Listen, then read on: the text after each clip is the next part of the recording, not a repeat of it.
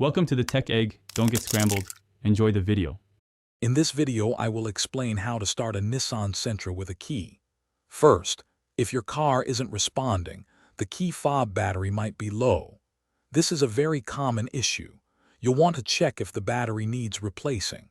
A fresh battery ensures your key fob communicates properly with your vehicle, making the starting process much smoother and more reliable.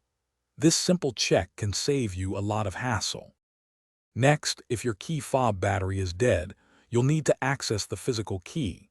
Most Nissan key fobs have a small release button or switch on the side. Press this to slide out the traditional metal key. Use this key to manually unlock the driver's side door.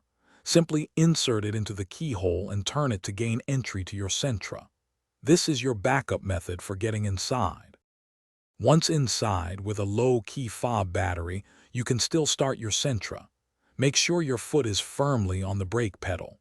Then, take your key fob and physically press it against the push button Start. While holding the fob against the button, press the Start button as you normally would. This allows the car to detect the key fob signal, even if it's weak, and start the engine. Finally, if your Sentra still doesn't start, double-check a few things. Ensure the transmission is securely in park or neutral. Also, look for any warning lights or messages on your dashboard that might indicate another issue.